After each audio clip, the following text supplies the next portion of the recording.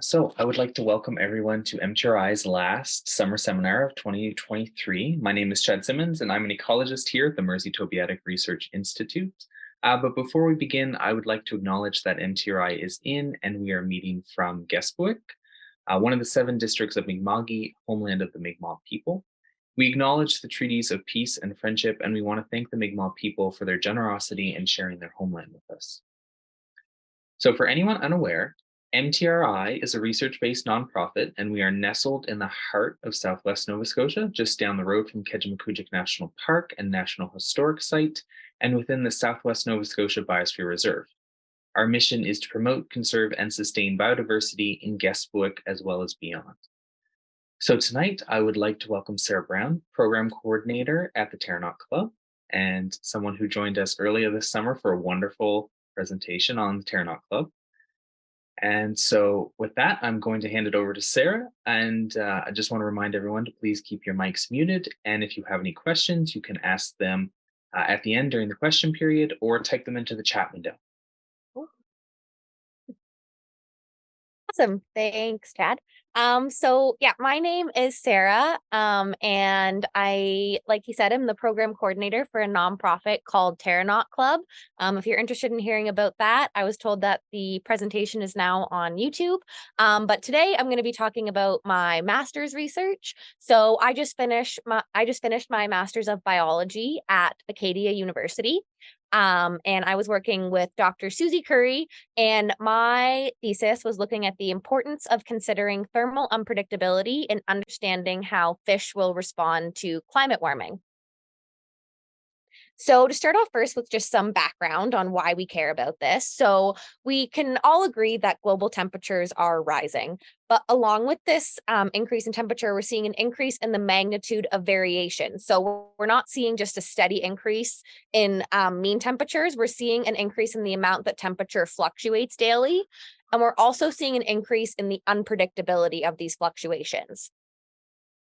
So for those of you who are not thermal physiologists, I'm just going to give a bit of background on how temperature affects performance. And I'm going to be talking about ectotherms for this presentation. So ectotherms are species in which their internal temperature is heavily influenced by the environment, as opposed to endotherms like us, where we are able to regulate our internal temperatures. Ectotherms are not.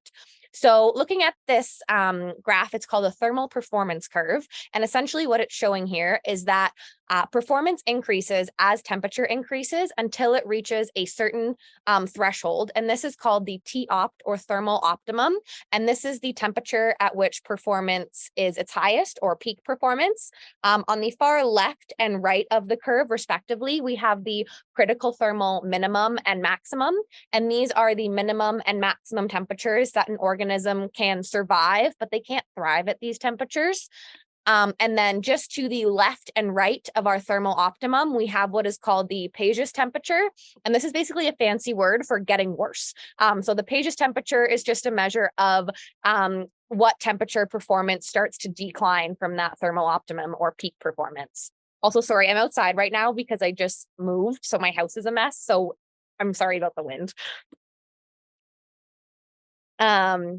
So like I said earlier, not only are we seeing an increase in stable temperatures around the world, but we're also seeing an increase in these, in these thermal fluctuations. So because of this, researchers have started to look at how these fluctuating temperatures affect ectotherms, both terrestrial and aquatic, both marine and freshwater. This has been an emerging focus of study recently. However, like I said, these fluctuations are not always predictable. So it's not the same every day. We're seeing an increase in the amount of unpredictability in these temperature fluctuations. And this is very understudied. There's only like 1 or 2 publications to date on how these unpredictable fluctuations affect ectotherms, and they kind of have contradicting results. So that is why the topic of my thesis wanted to look at how unpredictable fluctuations affect ectotherms. And to do so, I used a study organism called Mangrorivulus. These are a type of killifish. If anyone has an aquarium at home, you've probably heard of killifish. So they are really cool fish. They're self-fertilizing and hermaphroditic. So what that means is that each individual reproduces on its own. They have both the female and male reproductive organs. So each fish reproduces without another individual. And this creates what is called genetically isolated lineages, meaning that within one lineage of Mangrorivulus, their genetics are almost identical. Of course, there's always some mutations, but in theory, these lineages are genetically the same within a lineage, and then between lineages, their genetics are different. So what this means in terms of physiology is usually when we are looking at how the environment affects phenotype, so a outward trait, we also have to consider how the genetics plays a role, because varying genetics in varying individuals can also have an effect on an individual's phenotype. However, by using Mangrorivulus, we effectively cut out that role of genetics, and we are just looking at how the environment affects phenotype. Because if we're looking at fish from within one lineage, all their genetics are the same. So if the only thing changing is the environment, we can assume that the changes on phenotype are because of environmental changes. These fish are also amphibious. So as you can see in this photo here, this is a fish out of water. So they are able to emerge from water during unfavorable conditions. So really high temperatures or low oxygen or high sulfur, they're able to emerge to a more preferable environment, and they're actually able to live out of water for up to 8 weeks. So they can live on land in moist habitats if necessary. So using the Mangrovivulus's ability to emerge, we use that as a proxy for Page's temperature. So like I said, Page's is when things start to decline. So the fish are able to emerge from this declining temperature or declining environment. So we used immersion temperature as a measure of Page's temperature. And we were also able to calculate something called the thermal safety margin. And a few different papers will call thermal safety margin something different. But in the case of my study, it is the difference between the critical thermal maximum, so that maximum temperature that the fish can survive at, but again, not thrive, and their Page's temperature, or the temperature that they sense is too warm. So if you have a wide thermal safety margin, that's beneficial because there's a large range between what the temperature senses is too hot and what is actually physiologically too hot. Whereas if that was a small thermal safety margin, there's a chance that the fish would not be able to emerge in time before it reaches its critical thermal maximum. So with all this, what was my study? So I had 3 different temperature regimes, and I used, it was actually a plant growth chamber that I was able to set these temperatures. So both fluctuations had the same delta T, or temperature range, of 8. And this is kind of a 4-day schematic of what my thermal profiles looked like. So the control was the stable 27, and this was the lower limit of the fluctuations, and also just what the fish are held at in our lab. And then the red line is the predictable fluctuations, where it would reach the maximum temperature of 35 every day at noon, and the minimum temperature of 27 every day at midnight. And the blue line is my unpredictable fluctuations, and it would reach the maximum and minimum temperatures at a different point every day. But to still make it ecologically relevant, the maximum was reached sometime between 6 a.m. and 6 p.m., and the minimum was reached sometime between 6 p.m. and 6 a.m. And fish were in these chambers or regimes for 4 weeks before further experiments. So the first question I asked was, how does thermal unpredictability affect growth, fecundity, and survivorship?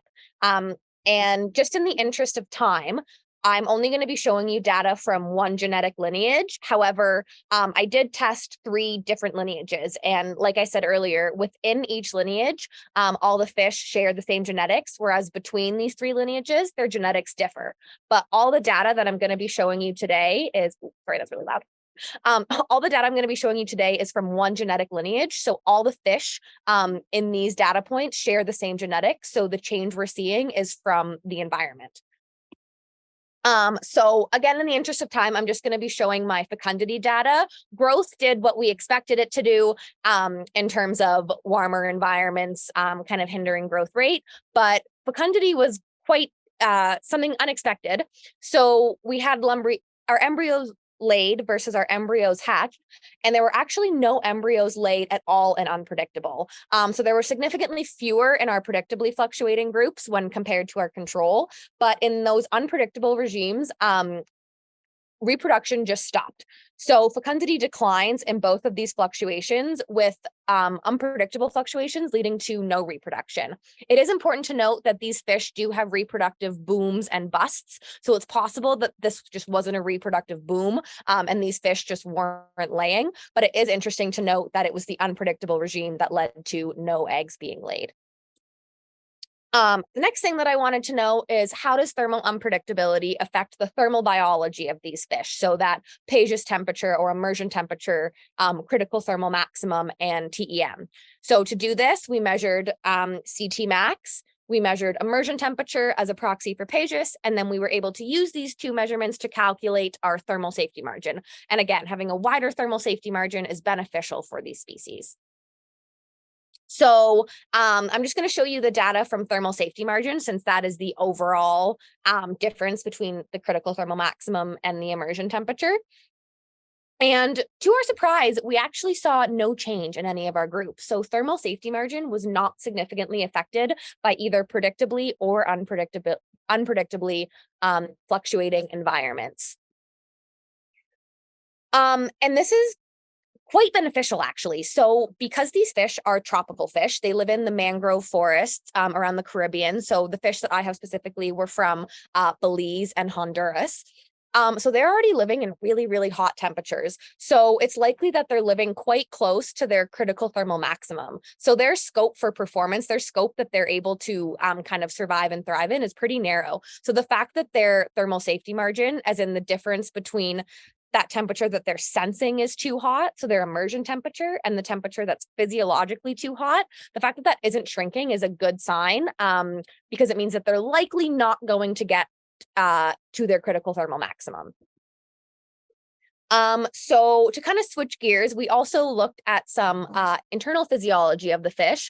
And it's first important to note the relationship between oxygen demand and temperature. You've often seen the graph of oxygen availability and temperature, where oxygen availability is lower in warmer temperatures. However, if we're talking about demand, it actually increases in warmer temperatures as the metabolism increases, and just overall need for energy and oxygen increases as temperature increases.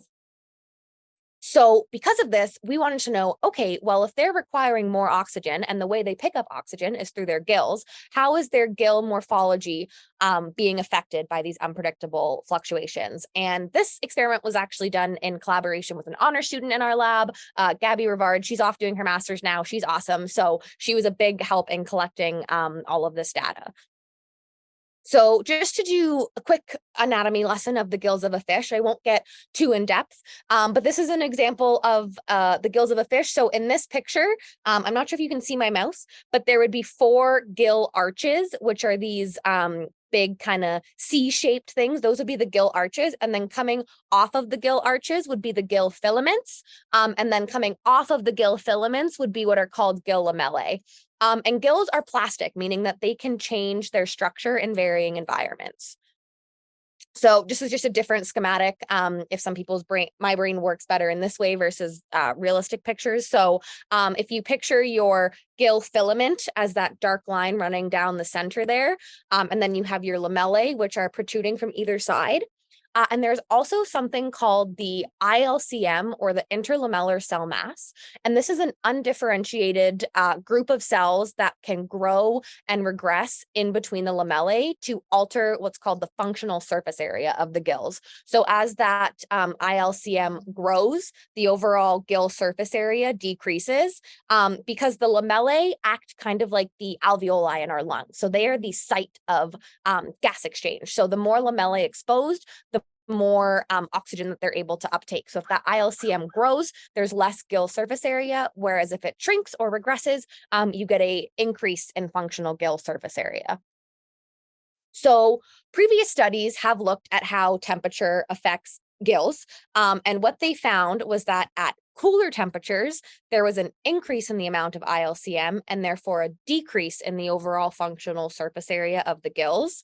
Whereas in warmer temperatures, where oxygen demand increases and oxygen availability decreases, they have a regression in the amount of ILCM to increase their surface area because there's less oxygen available. They need more oxygen. So it makes sense that they're creating more gill surface area to be able to pick up oxygen.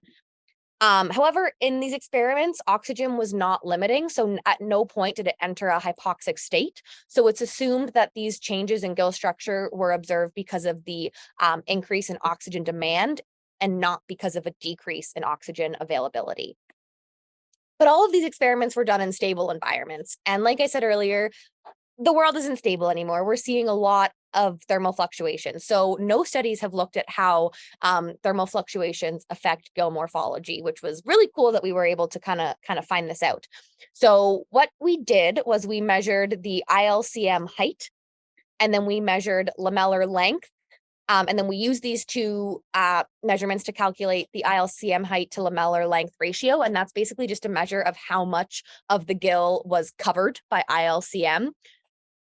And then we also measured lamellar width to calculate overall lamellar surface area. So I'm going to start by showing some micrographs. So this is actually pictured from what we saw in the microscope. Gabby did a great job sectioning and staining all of these gills. So I thank her for these beautiful photos. So what we're seeing here is the gill filament labeled F running down, running down the center here. And then protruding from either side, we have the gill lamellae, which kind of look like fingers. And then in between the lamellae, it's very regressed here, but we have the ILCM, or that interlamellar cell mass. So this is our control environment, so our cooler environment. However, oh my gosh, I'm so sorry. My neighbor is mowing the lawn. I hope you can still hear me. So looking at our predictable fluctuations, which is a warmer environment, we saw a significant increase in the amount of ILCM, which you can just tell by looking at it, that those finger-like projections are not as obvious, and there's a significant increase or filling in of that ILCM. And the same held true in unpredictable fluctuations. So again, you have the filament running down the center here, the lamellae coming from the sides, and this filling in here is the ILCM. So if we look at the actual data, we measured all of these and not just looked at the pictures, we did physically measure it all in micrometers. And what we can see here is that ILCM height increases in predictable and unpredictable thermal fluctuations. And this is kind of backwards compared to what we were expecting, because again, the control environment was cooler than the fluctuating environments. So if we go based off what the other studies said, in the cooler environment, there was more ILCM when compared to the warmer. They had that regression. Whereas in this case, we're seeing an increase in ILCM in warmer environments.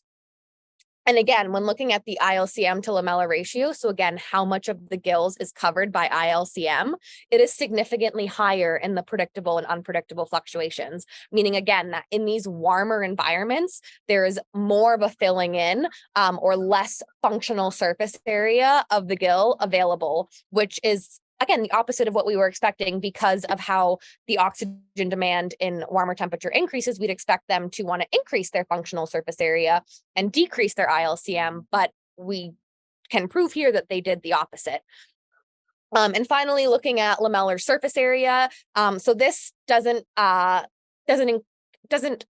account, for the ILCM. This is just looking at the width and length of the lamellae, and it also significantly decreased in predictable and unpredictable fluctuations. So not only were we seeing a significant increase in the amount of ILCM, but we were also seeing a significant decrease in just the actual size of the lamellae. So really decreasing that functional surface area in these warmer environments.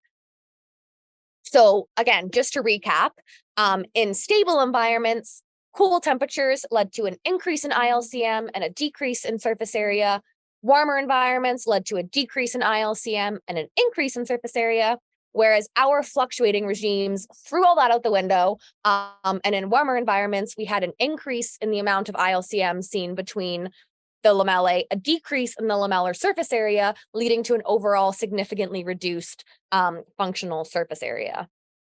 So why? Why are we seeing more ILCM in fluctuating environments? And I'm going to tell you now that we don't really have the answer. We have a few educated guesses that I'm about to share with you, but we don't really know why we're seeing this. And now the lab is continuing on doing further studies with more honor students and more master students, because we were not expecting this result, and we really want to know why this is happening. So to start off, like I said earlier, as temperature increases, the oxygen demand increases because metabolic demand increases. And gills are multifunctional. So yes, one of their main roles is gas exchange. So oxygen uptake from the seawater into the internal of the fish. I'm really sorry. I hope you can still hear me. So yeah, one of their main functions is, of course, gas exchange, but they are also involved in iono and osmoregulation. And this is both the passive and active uptake and discharge of ions. So I'm not going to get in too much to like the iono balance, but basically in seawater, there's a very high concentration of salts when compared to inside the fish. So salts are going to try to go into the fish. So it's very important for the fish to actively pump these salts back out of the water. And this is a very costly, it requires a lot of ATP, a lot of energy, a lot of oxygen. This is a very costly function. So we thought that perhaps they were decreasing their functional surface area to decrease the amount of passive ion gain, to therefore decrease the amount of active ion pumping, so that they were trying to again, decrease the amount of lamellae that are able to have that ion exchange across. Oh, there we go. So then they would have less energy to expend getting rid of it. However, oxygen was not limiting in this study. So it's possible that they didn't need to increase their gill surface area for oxygen uptake because there was enough oxygen in the water. They're back. We measured hypoxia we measured oxygen throughout the study to make sure that they never entered a hypoxic state, and they didn't. The water never reached a level that was considered hypoxic. So it's possible that in conjunction with not wanting to have to actively pump out those excessive ions and not really needing all that surface area to uptake the oxygen, that they just decrease the surface area. And this is called the osmorespiratory compromise. So finding that balance between osmoregulation and respiration, getting your maximum oxygen uptake while also not having too much passive ion movement.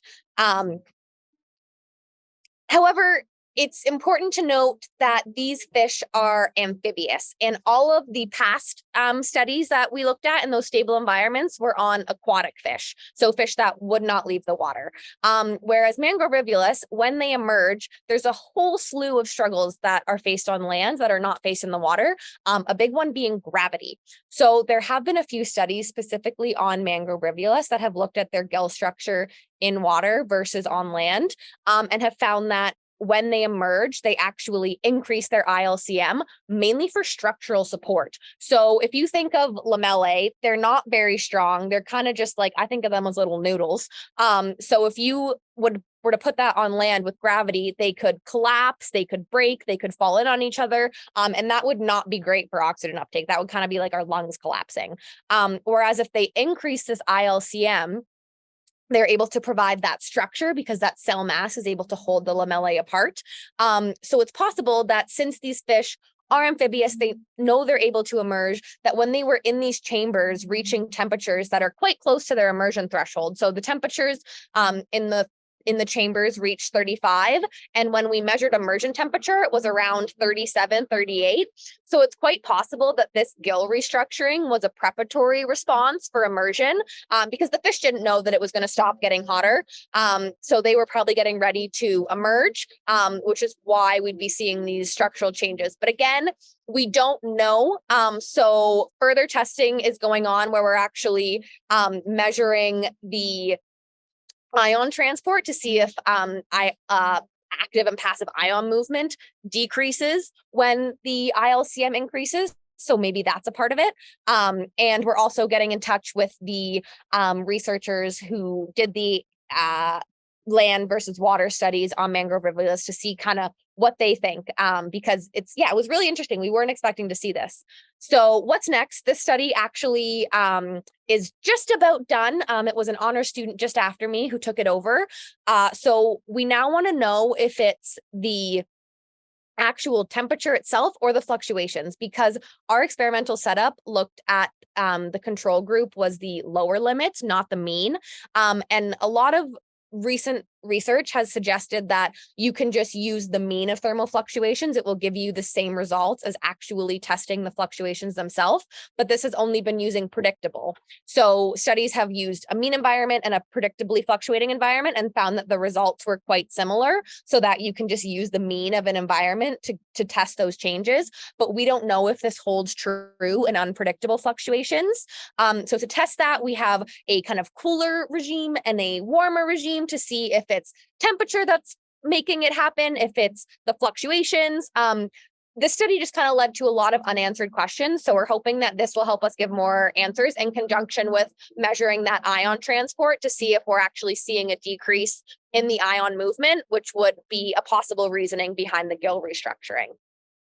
So I know I threw a lot at you with some lawnmowers in the back, but the take-home messages from really my overall master's is that the effect of predictable fluctuations don't necessarily equal the effects of unpredictable fluctuations, which was seen pretty heavily in the growth data that I wasn't able to show, but unpredictably fluctuating groups had a significantly lower growth rate than predictable. And same with fecundity when we saw that reproduction just stop. However, fish seemed to be influenced more by warming fluctuations themselves than by the predictability as seen in our gill data, whereas we had no differences between predictable and unpredictable. It was just those warming fluctuations in general that led to the changes. Good news is that thermal scope for performance, or that thermal safety margin, is not affected by warming fluctuations. Thermal fluctuations impact gill morphology differently than thermal warming, as we saw there when we compared the stable studies versus my study, and the stable studies found the complete opposite of mine. So it seems as though fluctuations affect fish differently than just thermal warming, which means that daily unpredictable thermal variability needs to be considered when we're studying the effects of temperature on fishes. And I just want to say thank you to everyone at Acadia who helped me do this, all my funding from Nova Scotia and NSERC, and thank you to the lawnmower for making it so much more interesting. I actually didn't hear it, so I didn't have a problem on my end. Okay. It's really loud. So great. Thank you, Sarah. Excellent presentation as always. So does anyone have any questions?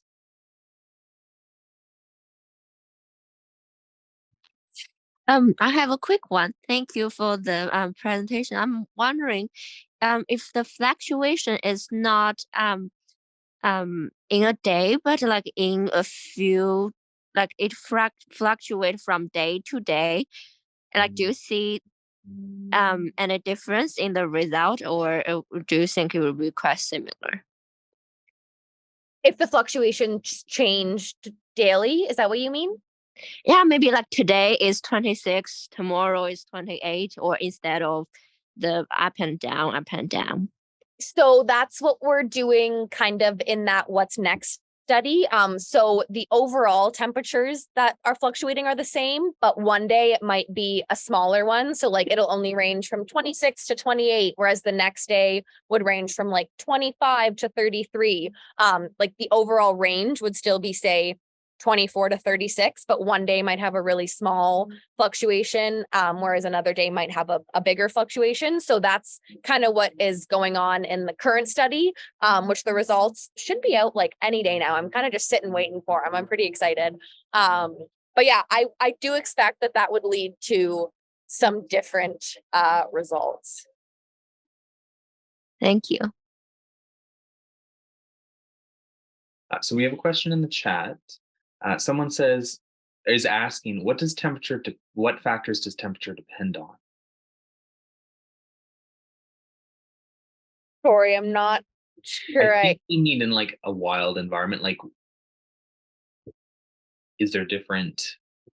I mean, air temperature obviously plays a big role. These fish are, they live in the mangrove habitats, which are kind of the interface between the ocean and land. So it's super shallow.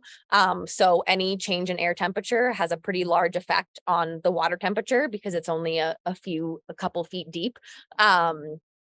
There's also a really big issue of ocean acidification, and they live in really high sulfur environments. So just a fun fact about these fish is that they're actually almost functionally blind because of how high the sulfur is that they live in. Their eyes are not able to function, so they have heightened other senses because they live in sulfur. I can't remember the concentrations, but it's like 300 times what other fish are able to survive in.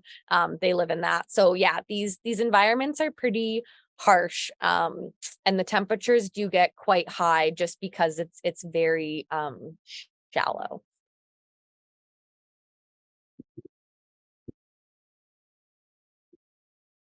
Are there any more questions? Okay, I think we're good. Well, thank you so much again, Sarah, and thank you everyone for joining us. Um, yeah. So with that, I'd like to thank our sponsor for our seminar series, the Region of Queens, for supporting us and our presenters. And as always, you can stay up to date with our seminars by following MTRI. Oh, someone's popped in a question. So they say changing of temperature can affect level or height, concentration, density of water, question mark. I'm not sure what this question is asking. I don't think temperature would affect the water level or like the actual like functional properties of the water. Um, you can't hear that? I can hear it So now. okay, I was like, that is so loud. Um, no, it doesn't change like I guess, yeah, like the functional properties of water. It just can affect different concentrations of molecules, I guess, like dissolved oxygen. So in warmer temperatures, there's less oxygen, but it wouldn't change. I mean, if it's really hot and the water's evaporating, that would decrease the water level. But that's less. There's a lot of other stronger issues that losing a couple millimeters of waters is not their biggest threat.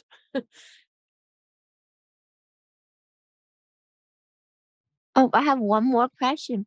Yeah. What other factors are threatening this fish habitat besides fluctuation and the water, and the time temperature?